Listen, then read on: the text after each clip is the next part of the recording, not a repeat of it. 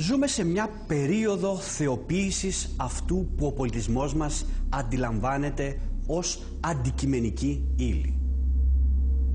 Οι ποικίλες τεχνολογικές εφαρμογές που κάνουν πιο εύκολη και ευχάριστη την καθημερινή ζωή μας έχουν οδηγήσει σε μια δογματική αποδοχή ότι ύλη είναι κάτι πολύ καλά ορισμένο και πολύ γνωστό από όλους μας.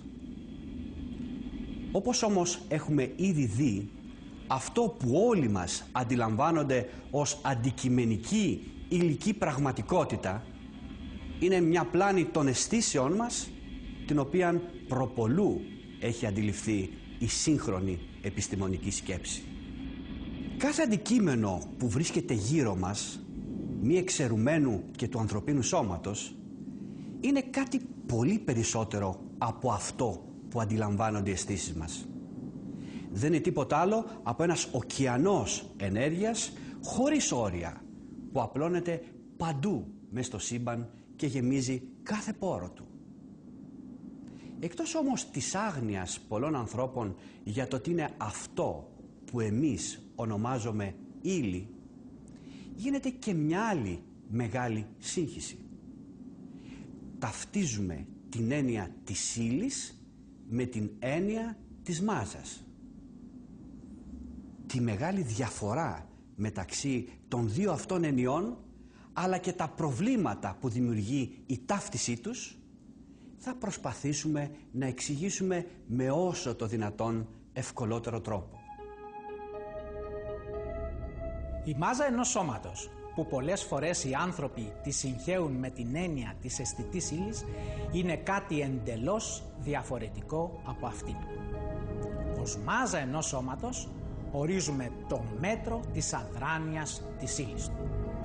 Το μέγεθος δηλαδή της αντίστασης που προβάλλει όταν, ασκώντας πάνω του μια δύναμη, μεταβάλλουμε την ταχύτητά του. Βεβαίως, πολλές φορές οι έννοιες ύλη, μάζα, αδράνεια και βάρος χρησιμοποιούνται χωρίς διάκριση, εφόσον μέχρι σήμερα δεν έχει βρεθεί κάποιο υλικό σώμα χωρίς μάζα, αδράνεια και βάρος. Η μάζα λοιπόν δεν ταυτίζεται με την έννοια της ύλης, της οποίας απλώς αποτελεί κάποια ιδιότητα. Ο πρώτος μεγάλος επιστήμονας, ο οποίος μολονότι γνώριζε τη διαφορά, χρησιμοποίησε στη θέση της έννοιας ύλη την έννοια της μάζας λόγω φυσικών αιτίων αλλά και για απλότητα, ήταν ο σπουδαίος Ισαάκ Νεύτων. Το ερώτημα το οποίο δημιουργείται όμως είναι το ακόλουθο. Ξέρουμε τι είναι αντικειμενικά η μάζα? Ασφαλώς και όχι, αφού για να δώσουμε τον ορισμό της χρειαζόμαστε να γνωρίζουμε επακριβώς το τι είναι ύλη, πράγμα όμως το οποίο αγνοούμε. Αυτό όμως σημαίνει ότι ολόκληρο το οικοδόμημα των φυσικών επιστημών θα αλλάξει αν ταυτόχρονα αλλάξουν οι φιλοσοφικές και επιστημονικές απόψεις μας για το τι είναι μάζα και ύλη.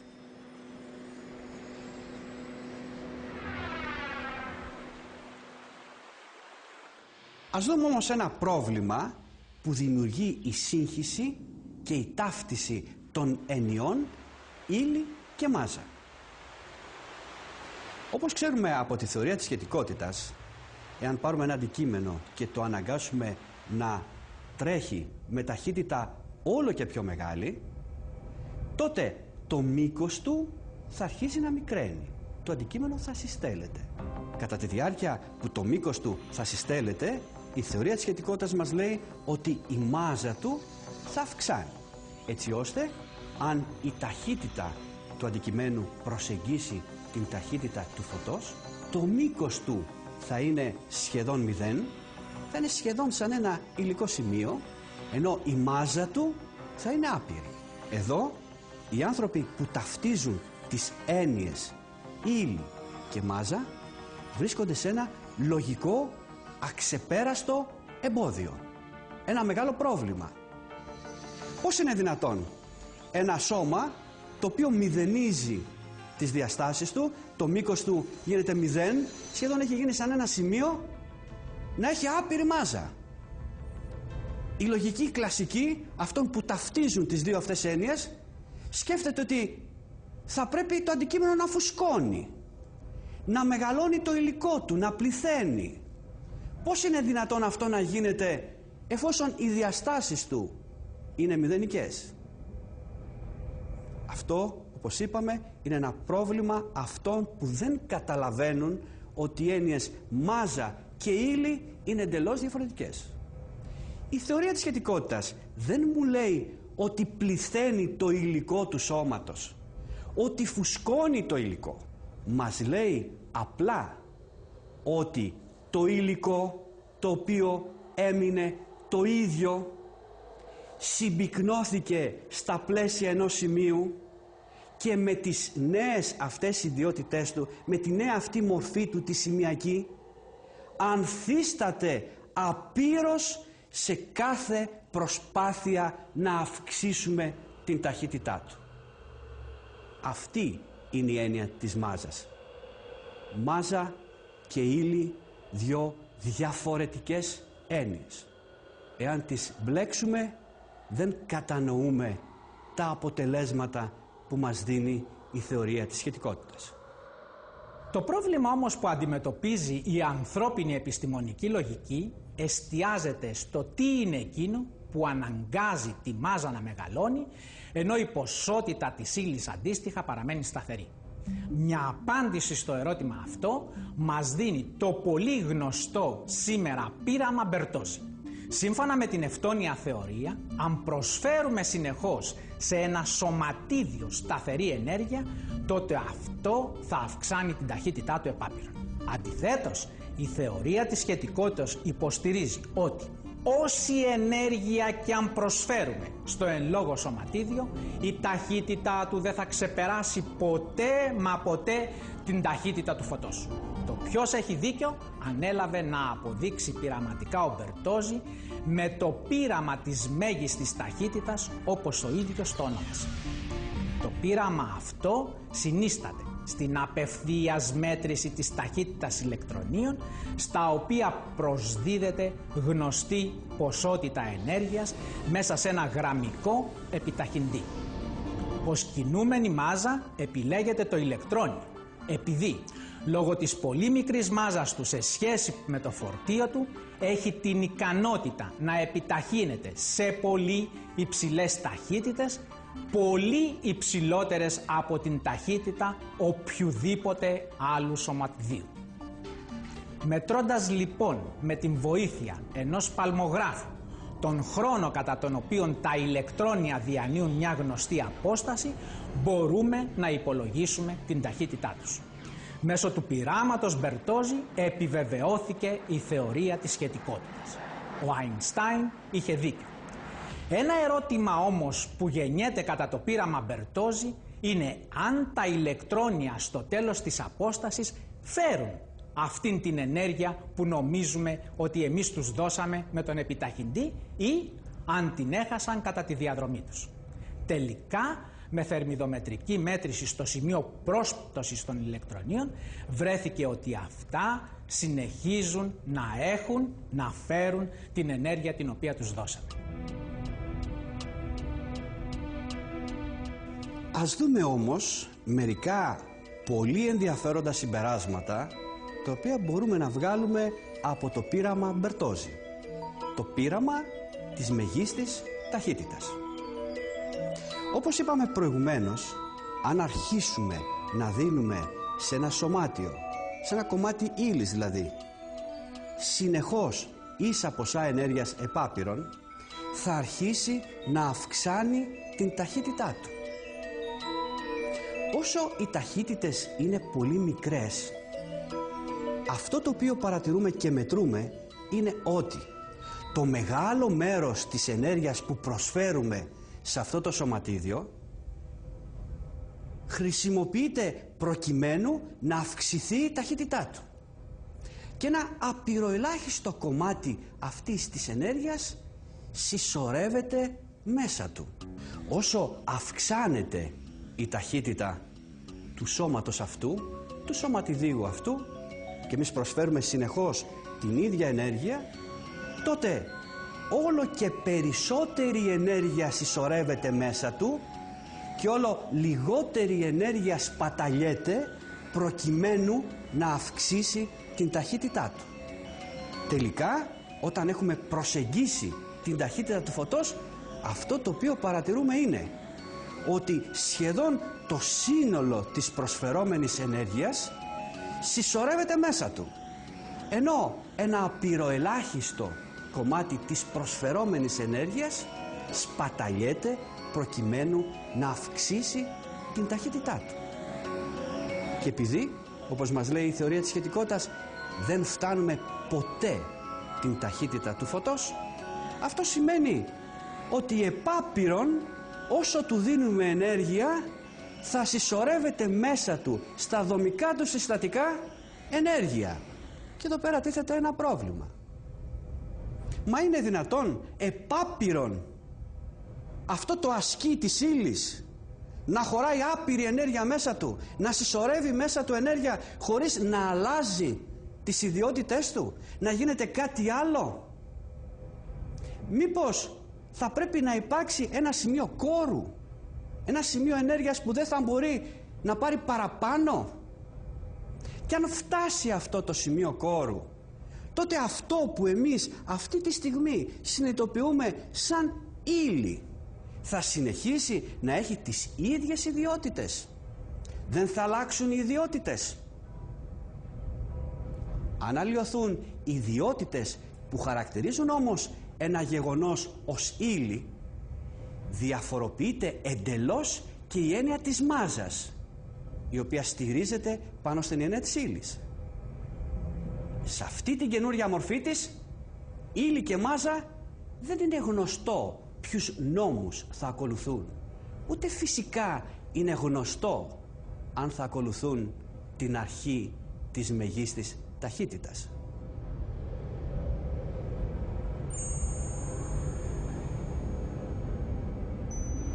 Η ύλη λοιπόν, σύμφωνα με τα προηγούμενα, συγκροτείται από σφαιρικούς στροβίλους ενέργειας. Αποτελεί δηλαδή μια έκφραση της ανεκδήλωτης συμπαντικής ενέργειας.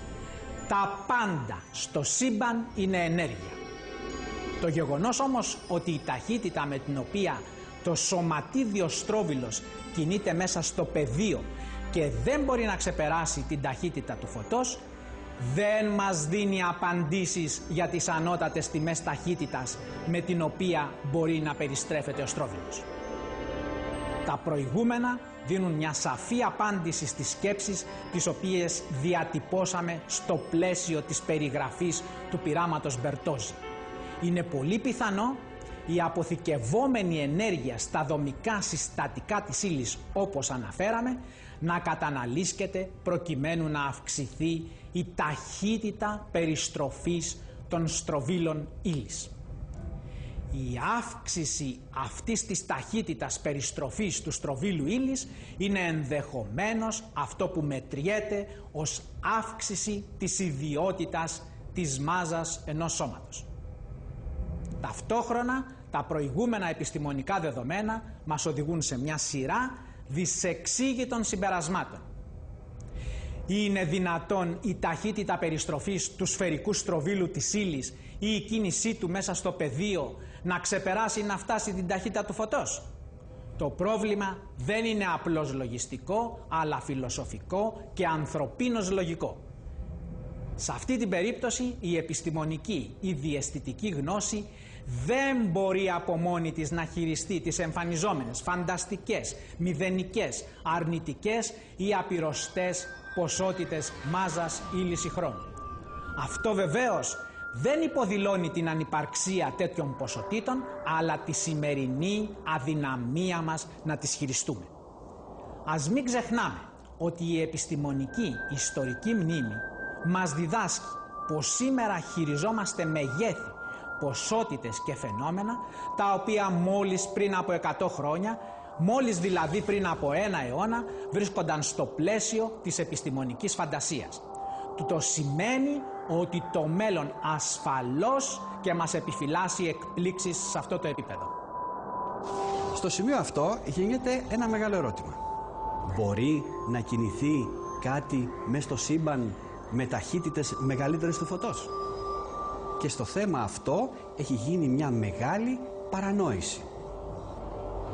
Η θεωρία της σχετικότητας διατυπώνει τη θέση ότι τίποτα υλικό μέσα στο παρατηρούμενο μέσω των αισθήσεών μας σύμπαν, το σύμπαν των ανθρώπινων ψευδαισθήσεών μας, δεν μπορεί να κινηθεί με ταχύτητα μεγαλύτερη από την ταχύτητα του φωτός. Η θεωρία της σχετικότητας και οι εξισώσεις της δεν αναφέρονται ούτε ασχολούνται με τον πραγματικό τετραδιάστατο και μη αισθητό συμπαντικό χώρο, του οποίου μια ψευδής απεικόνηση είναι αυτό που αποκαλούμε και αντιλαμβανόμαστε σαν παρατηρούμενο σύμπαν. Στο μη αισθητό αυτό σύμπαν ήδη γνωρίζουμε ότι μπορούν να υπάρξουν ταχύτητες μεγαλύτερες του φωτός. Για όσους έχουν λίγο ασχοληθεί με αυτό το θέμα, θα υπενθυμίσω τους χώρους έξω από τον κόνο φωτός, που κάθε τι μπορεί να κινείται με ταχύτητα μεγαλύτερη του φωτός, το φαινόμενο των συσχετισμένων φωτονίων που ανταλλάσσουν πληροφορίες με ταχύτητες πολλαπλάσιες της ταχύτητας του φωτός, καθώς και τα κβαντικά άλματα. Στα θέματα αυτά βέβαια θα αναφερθούμε αναλυτικά και απλά σε επόμενες συζητήσεις μας. Αν όμως μια μάζα μπορεί να κινηθεί με ταχύτητα μεγαλύτερη του φωτός, καθίσταται αυτόματα φανταστική. Τι σημαίνει αυτό? Σημαίνει ότι αν πάρουμε τις κλασικές εξισώσεις της θεωρίας σχετικότητας και στη θέση της ταχύτητας αντί σε την ταχύτητα του φωτός βάλουμε μεγαλύτερες τιμές από το 300.000 χιλιόμετρα το δευτερόλεπτο, τότε αυτομάτως οι μαθηματικές παραστάσεις θα γίνουν φανταστικές. Τι είναι φανταστική παράσταση? Μπαίνουν μέσα οι φανταστικοί αριθμοί, τους οποίους μαθαίνουμε στο Λύκειο. Αυτό εννοούμε όταν λέμε θα γίνει η μάζα φανταστική. Η μαθηματική εξίσωση που την εκφράζει έχει εκείνο το γιότ που μαθαίνουμε στο Λύκειο.